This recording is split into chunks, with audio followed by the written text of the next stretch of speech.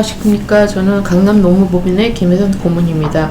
오늘 우리 정보수 농무사님이 최근에 아니 몇 년 되셨죠? 이제 자문을 하신 사건인데 최근에 좋은 결과를 내서 감사 이메일을 받으신 이런 사건인데 권고사직 관련한 내용인데 한번 배경 설명을 좀 해주시죠.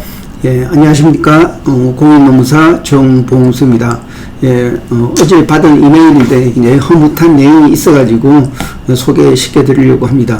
2년 전에 외국계 기업에서 근무한 직원이고 이 품질관리 관리자였는데 회사에서 조직이 개편되면서 이 품질관리 관리자가 없어졌다. 그렇기 때문에 이 근로자가 퇴직을 종용을 받았습니다. 그러면서 이분은 약 7년 정도 일했는데 약 3개월치 정도 줄 테니까 나가달라 이렇게 했고, 그리고 이제 새로운 조직이 바뀌면서 품질관리 관리자 조직이 없어졌기 때문에 지금 할 수 있는 거는 운전기사밖에 없다. 근데 운전기사는 연봉이 약 한 20% 정도 줄어든다. 그렇게 할 수 있겠냐 해서 그 상황에서 이분이 저한테 이메일을 보냈습니다.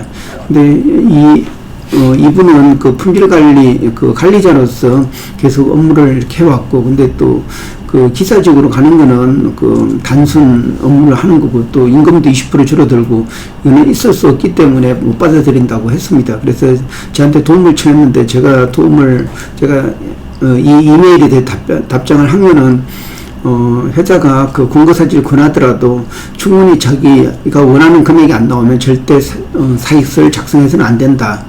첫 번째고, 또 두 번째는 회사가 자꾸 이제 퇴직을 종용하게 되면은 회사의 대표이사하고 아니면 인사부서장을 상대로 직장 내 괴롭힘으로 고용노동부 신고하면 된다. 이렇게 설명을 해줬습니다. 그리고 이런 문제에 대해서 계속 이렇게 하게 되면은 제가 답변 준 거를 뽑아서 직접 인사부서장한테 보여주면은 그러한 회사의 결정이 잘못됐다는 걸 스스로 느낄 수 있을 것이다. 제가 그렇게 얘기를 했습니다.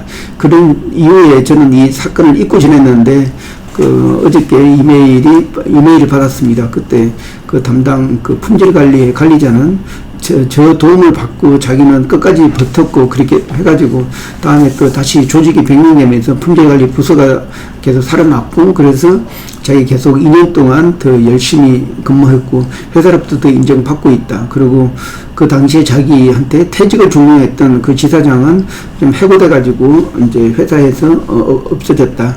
그래서 덕분에 자기가 잘 버틸 수 있었다. 이런 식으로 답변이 왔습니다. 그래서 공인 노무사로 일하면서 가끔 이렇게 흐뭇한 일이 만나게 됩니다. 네, 그러시군요. 아주 흐뭇하시겠습니까?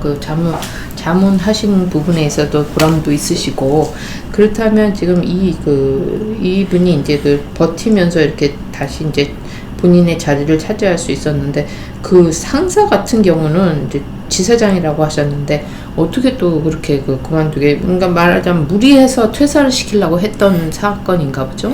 예, 내용은 정확하게 설명이 없어도 잘 모르겠지만은 한국 지사장은 사실 근로자가 아니기 때문에 더 쉽게 해고가 될 수가 있습니다. 그리고 또 보통 한국 지사장 같은 경우는 어떤 근무 평가나 아니면 좀 이렇게 근로자가 아니기 때문에 계약으로 들어왔기 때문에 쉽게 계약으로 나갈 수가 있습니다. 그렇기 때문에 아마 해고된 거라고 생각하고 있습니다. 네, 그렇군요. 이게 그러니까 직장 상사로서 하위 직원에 대해서 어떤 배려나 이런 게 있었으면 그런 일이 없었을 텐데 오히려 이제 반대로 이렇게 고안두가 되었군요. 그러면 이거를 고용노동부에서는 이제 이게 퇴직을 하게 된 거에 대해서 이렇게 직장 내 괴롭힘에 속하는 사건인가요? 그게 어떤 면에서 그런 거죠? 직장 내 괴롭힘이라고는 하면은 근로자가 사용자나 상급자가 직장 내 지위나 관계 등의 우위를 이용해서 다른 어떤 업무의 적정 범위를 넘어가지고 다른 근로자에게 어떤 정신상 육체상의 고통을 주는 걸 말합니다. 근데 바로 여기에서도 그 실질적으로 조직도가 바뀌었다고 하지만은 당연히 그 기존에 근무해 왔던 사람을 이유 없이 단지 조직도가 바뀌었고 그 보직이 없어졌기 때문에 나가라는 것은 있을 수가 없습니다.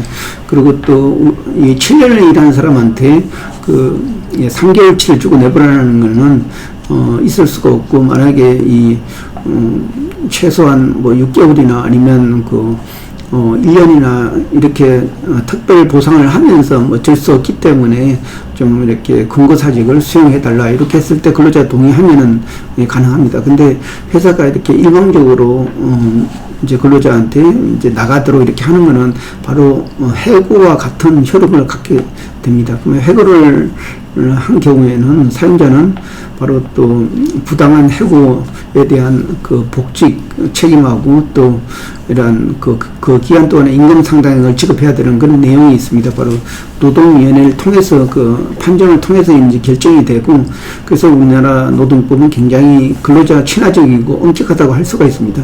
실질적으로 근로자 입장에서 보는 근로자 친화적이기보다는 그 노사의 어떤 기준점을 잡기 때문에 어떤 친화적이보다는 회사가 지금까지 일방적으로 그렇게 근로자를 해온 그 잘못을 지적하는 차원이기 때문에 그 좀 뭐랄까 회사 그러니까 근로자 친화라기보다는 어떤 중립적인 입장으로 표현하는 게 맞을 거라고 생각됩니다.